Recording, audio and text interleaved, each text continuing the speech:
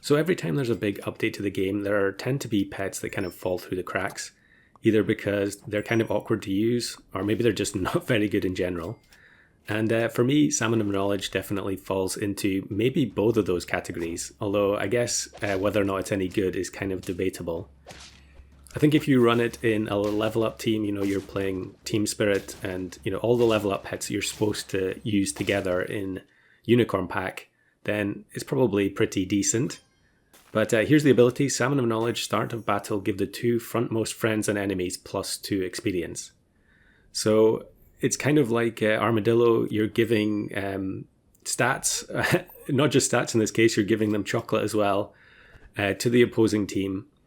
So in Arena, it's kind of a lottery of whether or not you're going to get away with giving that experience to the opposing team. Now, they might already have a level 3 at the front, or they might have a start of battle pet that goes off before the salmon, in which case they're not really going to get much benefit other than the stats from the chocolate. However, what I wanted to do with this build to try and make it a little bit different, we're obviously in customs instead of unicorn, but I want to have Seahorse pull the unit from the back of the opposing team and put it in second position. So if we have a level 3 Seahorse, that will mean that the unit at the back will come almost right to the front, and therefore if the Salmon of Knowledge goes after the Seahorse, then the experience will be given to that pet instead. Now there you can see the opposing team had a monkey, so if we had the salmon, we would have given the monkey extra experience, which is going to do very little for the opposing team. We're taking Iguana here as well initially. I can't remember if I keep it or not, but it's pretty solid with Seahorse early in order to help us preserve lives and get to the point where we're ready to bring the Salmon of Knowledge in. And I have a variety of different pets here for the 2 pets that I want to receive the EXP from the salmon. And Red Dragon was one of them. I think I end up not using it in this particular game rather. We are using it in the battle, and it is not going to quite do enough damage to kill the toad there. However, the hedgehog will finish it off. I think we're actually going to lose here, are we? Oh no, it's going to be a tie. So yeah, I tried various combos. So Red Dragon plus Crocodile was one of the things that I thought about doing. As we find the Salmon of Knowledge here, and then we also get level 3 Stoat, which produces a wolf. Now, I think here maybe I actually sell, we're going to sell both and pill the wolf. Now this is a change, one of the few changes that happened in an update before Unicorn Pack, or maybe this was in the Unicorn update itself. Wolf no longer spawns level 3 pigs, so we actually didn't get back as much gold there as I expected. But we are going to take this eagle and probably Nurikabe as well. So yeah, it is pretty painful when you first bring the salmon in, because a lot of the time we don't have level 3 Seahorse yet, so we are now making this camel at the front level 2. I think the Nurikabe is going to be able to take care of the hatching chick there. And we get double wyvern from the Kappa.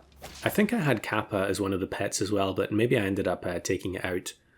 I can't remember.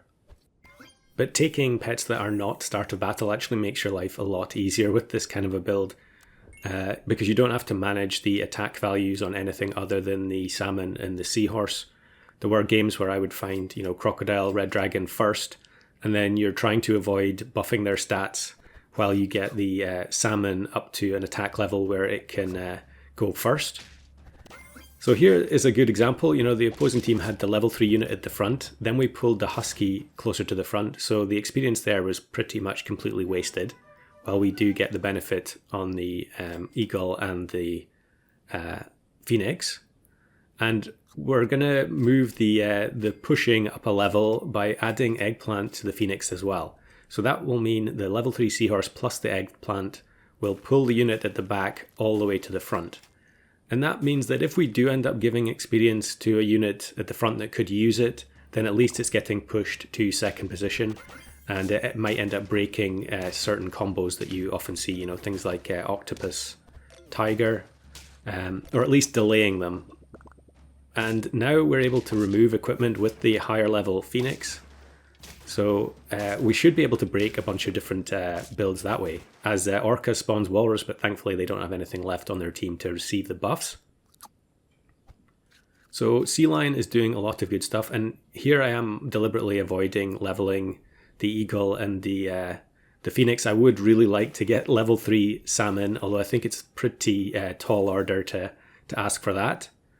And we're also freezing the Spinosaurus here because once the Sea Lion is done buffing our team, we're going to immediately bring in a higher level Spinosaurus and give us a better chance to actually win.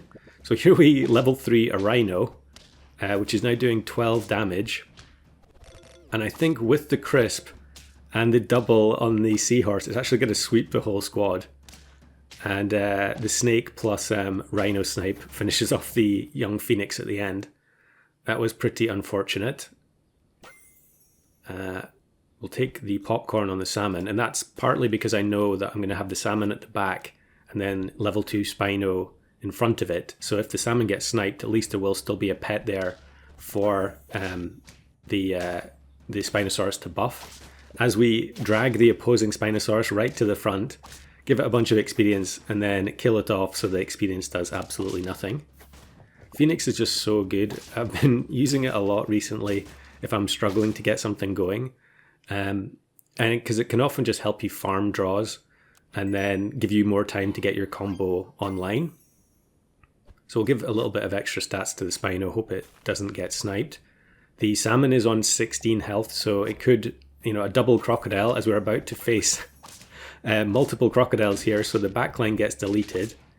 But unfortunately for them, the dolphin had a bit of an accident there, getting pushed in front of the woodpecker. And we end up winning despite losing those pets at the start of battle. So that's us on 9.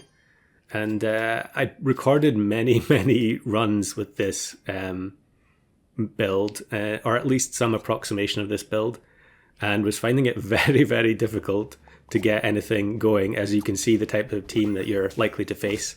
I mean, here they don't get any benefit from the experience, but their whole squad is absolutely massive. And I think although the crisp does do a good amount of damage, yeah, we're going to lose. I'm actually kind of surprised how often I see teams like that. You would think, you'd have Conpeto or Water of Youth in your pack, and then, you can convert those huge units into more powerful ability pets. But look at this. Jersey Devil gets leveled up to level 3, pulled to the front. It is level 3 Tapir Mushroom, but I think the Phoenix is not going to be able to overwrite the... it is going to overwrite the Mushroom. I think that was pretty crucial there, because the Cerberus and Fly... Actually, this is a very similar team to a recent video. Could have produced a lot of summons there, but thankfully the Crisp did some good work, and we managed to get a win in customs with the Salmon of Knowledge. And here's a bunch of bonus clips of some of the variations. So I had Swordfish going for a while. The problem with Swordfish is you have to keep the attack lower than the Salmon for it to actually benefit from the levels. And this one, look at the amount of trumpets that they've generated. 48 trumpets. So it looks like we're toast. But the Wolf, the level 2 Wolf, is producing 18 attack. And actually we win that battle, although that run ended up in miserable failure. Then here's a Mammoth Phoenix at the front, and bizarrely we pull the Tiger from behind the Abomination to be behind the Rhino instead, and we get another Rhino sweep. Probably they should have just gone for Rhino Tiger there instead of bothering with Abomination in the first place. This one's very funny. So Behemoth at the back, and they had Camel ready to feed stats to the Behemoth, but the Camel gets moved to the back position and then replaced with a rock. And the amount of crisp, the Hedgehog is actually going to end up killing its own Behemoth. So pretty funny around there, but again, that run was a fail. Then this is absolutely incredible. We were talking about this in the Discord. Wombat, I get matched with Wombat here with this very smart, I'm not sure, is that Red Cape is the name of that toy from the old mouse? And with the Flying Squirrel plus Puma and Parrot, the amount of scaling generated in that single battle was off the charts. And I believe he actually went on to win that run as well.